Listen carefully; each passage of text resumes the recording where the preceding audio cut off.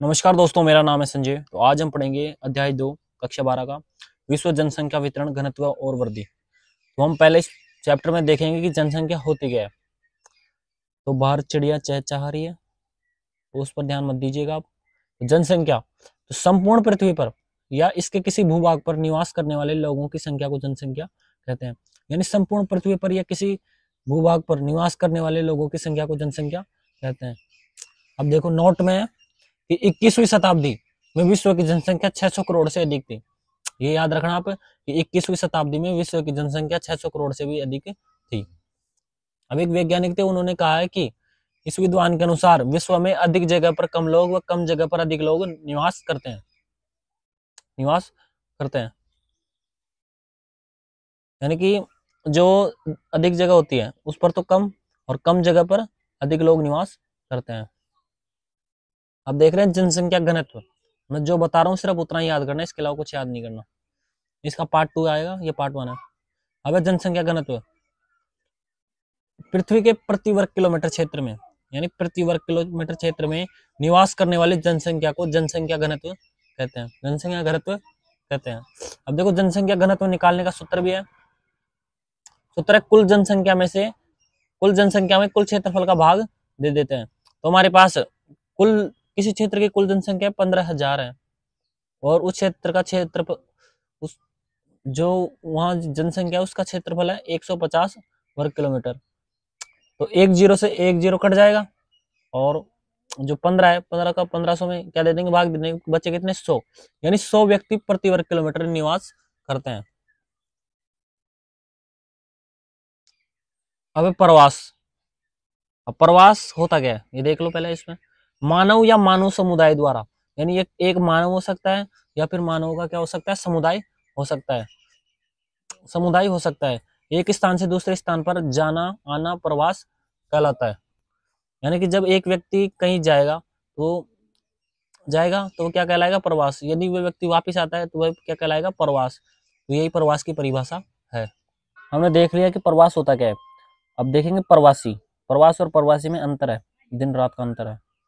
जब कोई व्यक्ति जनगणना के समय, यानी जब किसी शहर की या क्षेत्र की जनगणना हो रही हो, यानी कि लोगों की संख्या को गिना जा रहा हो, तो अपने जन्म स्थान के अतिरिक्त अन्य स्थान पर गिना जाता है, प्रवासी कहलाता है। यानी जब कोई व्यक्ति जनगणना के समय किसी दूसरे स्थान पर चले जाए लेकिन वह खुद के स्थान पर तो गिना जाएगा, उसे ही क्या कहते हैं, प्रवासी कहा जाता है। अब प्रवास के रूप। प्रवास के कितने रूप होते हैं, उत्प्रवास और अप्रवास, दो रूप होते हैं प्रवास के। पूछा जा सकता है एग्जाम में कि प्रवास के कितने रूप होते हैं, इसका वर्णन कीजिए। अब पहला है उत्प्रवास। प्रवासी जो अपने उद्गम स्थान को छोड़कर किसी दूसरे स्थान पर जाकर बस जाते हैं, उत्प्रवास कहलाता है। यानी कि अपने स्थान को परमानेंट छोड़ देते हैं और दूसरे स्थान पर जाकर बस जाते हैं, वो क्या कहलाता है, उत्प्रवास कहलाता है। अब है अप्रवास। प्रवासी जो किसी नवीन स्थान पर आते हैं, अप्रवास कहलाता है। यानी परमानेंट नहीं आते, आते हैं फिर चले जाते हैं, ठीक है। अब प्रवास को प्रभावित करने वाले कारक। लोग प्रवास करते क्यों हैं,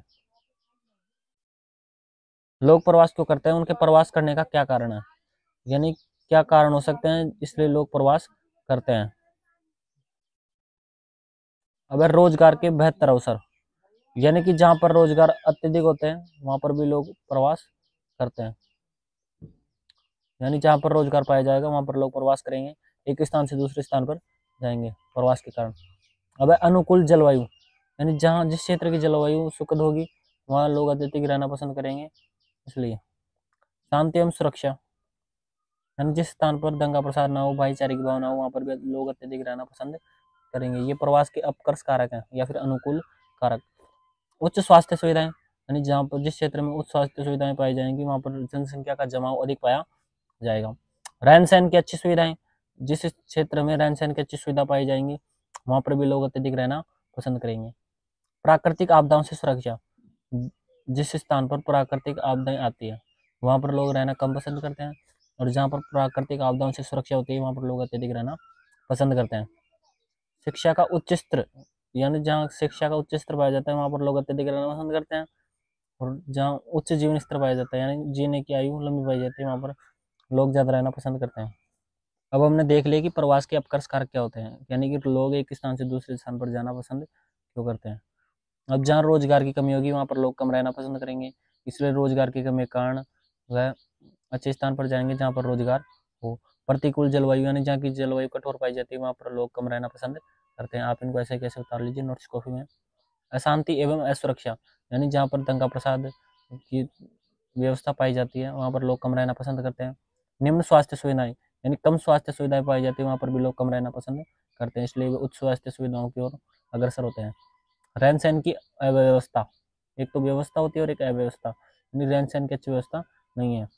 प्राकृतिक आपदाओं का भय यानी प्राकृतिक आपदाओं का भय बना रहता है। शिक्षा का निम्न स्तर यानी शिक्षा की बहुत ज़्यादा कमी पाई जाती है। निम्न जीवन स्तर यानी जीने की आयु भी कम पाई जाती है, इसलिए लोग एक स्थान से दूसरे स्थान पर जाना पसंद करते हैं। अब देखो जनसंख्या घनत्व एवं वितरण को प्रभावित करने वाले कारक, यानी किसी क्षेत्र की जनसंख्या ज़्यादा होती है, किसी क्षेत्र की जनसंख्या कम होती है। इसलिए अब देखेंगे कि जनसंख्या घनत्व एवं वितरण को प्रभावित करने वाले कारक, यानी जनसंख्या किस क्षेत्र में जनसंख्या ज़्यादा पाई जाती है, किस क्षेत्र में कम पाई जाती है, किन कारणों से कम पाई जाती है। तो इसके भौतिक कारक है।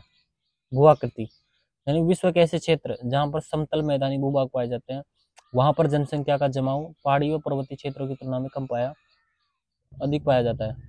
यानी जहाँ पर समतल मैदानी भूभाग होते हैं वहाँ पर जनसंख्या का जमाव अधिक, और जहाँ पर ऊबड़ खाबड़ व पर्वतीय क्षेत्र होते हैं वहाँ पर जनसंख्या का जमाव कम पाया जाता है।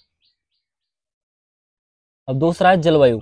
विश्व के ऐसे क्षेत्र जहाँ पर लोगों के रहने के लिए अनुकूल जलवायु पाई जाती है वहाँ पर कठोर जलवायु, जहाँ पर कठोर जलवायु वाले प्रदेशों की तुलना में अधिक जमाव पाया जाता है। यानी कि विश्व के ऐसे क्षेत्र जहाँ पर जलवायु सुखद पाई जाती है वहाँ पर जनसंख्या का जमाव अधिक, और जहाँ पर जलवायु कठोर पाई जाती है वहाँ जनसंख्या का जमाव कम पाया जाता है। इसकी सरल परिभाषा यही है।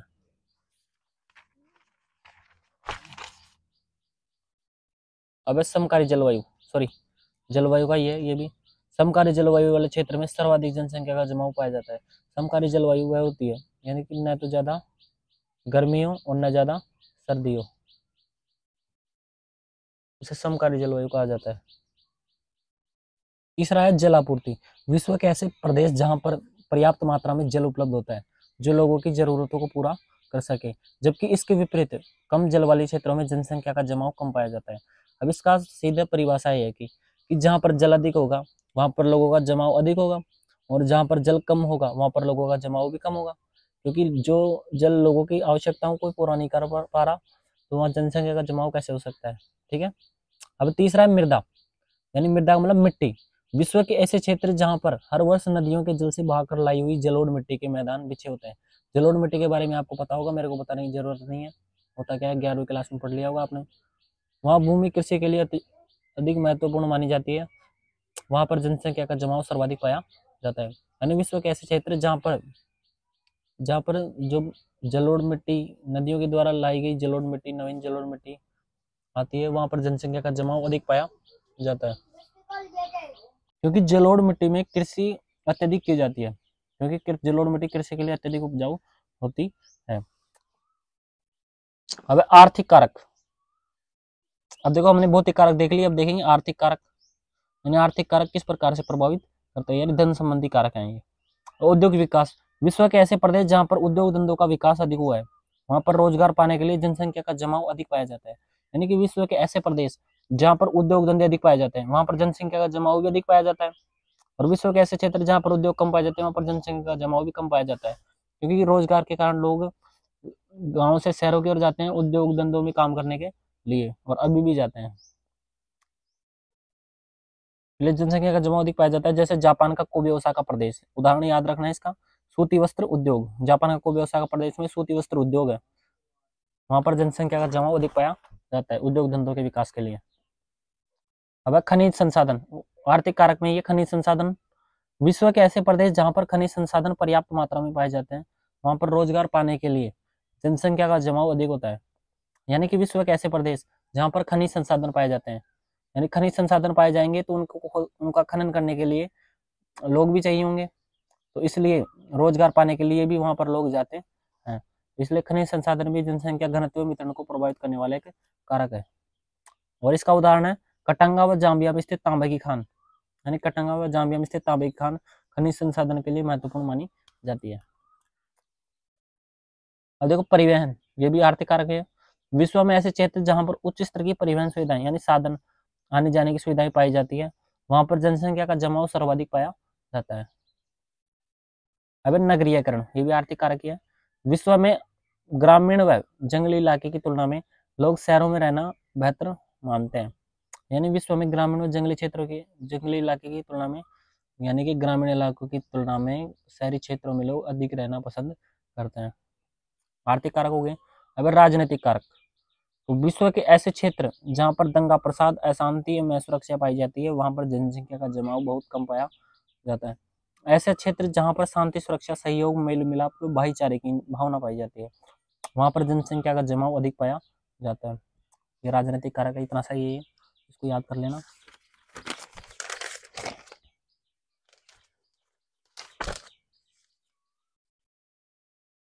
अब सामाजिक सांस्कृतिक कारक, तो विश्व के ऐसे प्रदेश जहां पर धर्म व संस्कृति को महत्व दिया जाता है, वहां पर अत्यधिक लोगों का जमाव पाया जाता है। यानी जहाँ पर धर्म धर्म को विशेष महत्व दिया जाता है, धर्म को, त्योहार आदि को विशेष रूप से माना जाता है, वहाँ पर जनसंख्या का जमाव अधिक पाया जाता है। विश्व की जनसंख्या में भारत की जनसंख्या का अनुपात, अब जनसंख्या घनत्व वितरण को प्रभावित करने वाले कारक पूरे हुए। अब ये मोस्ट है, नोट है। विश्व के जनसंख्या में भारत की जनसंख्या का अनुपात कितना है, पूछ ले आपसे एग्जाम में। तो प्रत्येक 6 व्यक्तियों में एक भारतीय है। अब पढ़ेंगे जनसंख्या संक्रमण सिद्धांत की अवस्थाएं। मैंने बोल रखा है आपको, ये पार्ट 1 है, पार्ट 2 भी आएगा। तो जनसंख्या संक्रमण सिद्धांत की प्रथम अवस्था, तो अब देखो इस प्रथम अवस्था में होता क्या है, इसको पहले देख लो। जनसंख्या संक्रमण सिद्धांत की प्रथम अवस्था में अविकसित देशों को शामिल किया जाता है। जनसंख्या संक्रमण सिद्धांत की प्रथम अवस्था में अविकसित देशों को शामिल किया जाता है। जनसंख्या संक्रमण सिद्धांत की प्रथम अवस्था में जन्म दर व मृत्यु दर दोनों उच्च थी। यानी जनसंख्या संक्रमण सिद्धांत की प्रथम अवस्था में जन्म दर भी उच्च पाई जाती है और मृत्यु दर भी उच्च पाई जाती है। यदि जन्म दर उच्च होगी, यानी बच्चों की जन्म की दर उच्च होगी और मृत्यु दर भी उच्च होगी, यानी जन्म भी उतना ही होगा और मृत्यु भी उतनी होगी, तो जनसंख्या किस प्रकार से बढ़ेगी। इस अवस्था में जनसंख्या बहुत धीमी गति से बढ़ती है, क्योंकि मृत्यु दर अधिक थी। यानी जन्म दर भी अधिक थी तो मृत्यु दर भी अधिक थी। अधिकांश लोग कृषि कार्य में लगे हुए हैं, यानी इस अवस्था में अधिकांश लोग कृषि कार्य में लगे हुए हैं। शिक्षा व स्वास्थ्य का निम्न स्तर पाया जाता है, यानी इसमें शिक्षा भी कम पाई जाती है और स्वास्थ्य का निम्न स्तर पाया जाता है। निम्न मतलब कम स्तर पाया जाता है। निम्न जीवन स्तर पाया जाता है, यानी कि जीने की आयु भी कम पाई जाती है इस अवस्था में, प्रथम अवस्था में। इस अवस्था में प्रौद्योगिकी का विकास नहीं हुआ है, यानी जितने भी हैं ये प्रौद्योगिकी का विकास नहीं हुआ है इस समय। जैसे कि इसमें देश आते हैं चाड, लाओस, पापुआ न्यू गिनी आदि, ये देश इसमें शामिल है। अब द्वितीय अवस्था, इस अवस्था को विकासशील देशों की अवस्था कहा जाता है और प्रथम अवस्था अविकसित देशों की अवस्था थी। इस अवस्था को विकासशील देशों की अवस्था माना जाता है। इस अवस्था में प्रारंभ में जन्म दर उच्च पाई जाती है, लेकिन मृत्यु दर में गिरावट आ जाती है। इसको समझो पहले। जब जन्म दर उच्च होगी और मृत्यु दर में गिरावट आ जाएगी, यानी मृत्यु दर कम हो जाएगी, तो लोग मरेंगे नहीं, तो जनसंख्या तो सीधी सी बात है बढ़ेगी, लेकिन मृत्यु दर में गिरावट आ जाती है। इसे जनसंख्या विस्फोटक की अवस्था भी माना जाता है। यानी जनसंख्या विस्फोटक, यानी जनसंख्या तेज गति से बढ़ती है इस अवस्था में। जनसंख्या तेज गति से किस अवस्था में बढ़ती है, द्वितीय अवस्था में प्रश्न पूछा जा सकता है। इसे जनसंख्या विस्फोटक की अवस्था भी माना जाता है। शिक्षा व स्वास्थ्य का विकास होने लगता है, यानी इस अवस्था में शिक्षा व स्वास्थ्य का विकास होने लगता है। प्रौद्योगिकी का सामान्य विकास होने लगता है इस अवस्था में। इस अवस्था में शामिल देश भारत, चीन, पाकिस्तान आदि हैं। ये उसका उदाहरण है। अब अगला है तृतीय अवस्था। तो इस अवस्था को विकसित देशों की अवस्था भी माना जाता है। अब है तृतीय अवस्था, जनसंख्या संक्रमण सिद्धांत की तृतीय अवस्था। इस अवस्था में क्या होता है, तो इस अवस्था को विकसित देशों की अवस्था भी माना जाता है। इस अवस्था में जन्म दर व मृत्यु दर दोनों निम्न पाई जाती है, यानी कि जन्म दर भी कम पाई जाती है और मृत्यु दर भी कम पाई जाती है। यानी कि जब जन्म दर कम पाई जाएगी और मृत्यु दर में कम पाई जाएगी, यानी कि जनसंख्या पर नियंत्रण पा लिया है इस अवस्था में। यानी इस जनसंख्या संक्रमण सिद्धांत की तृतीय अवस्था में जनसंख्या पर नियंत्रण पा लिया है, यानी कि जन्म दर भी कम हो गई और मृत्यु दर भी कम हो गई। ठीक है। तो उच्च शिक्षा व स्वास्थ्य सुविधाएं, यानी इस अवस्था में उच्च शिक्षा व स्वास्थ्य सुविधाएं पाई जाती है। उच्च प्रौद्योगिकी, उच्च जीवन स्तर, और इसमें शामिल देश है जापान, अमेरिका, फ्रांस, थाईलैंड आदि, यानी कि विकसित देश है जिसमें जनसंख्या पर नियंत्रण पा लिया है। बाहर लोग पुकार रहे हैं। धन्यवाद। यदि आपको वीडियो पसंद आई हो तो इस चैनल को सब्सक्राइब करें और वीडियो को लाइक करें।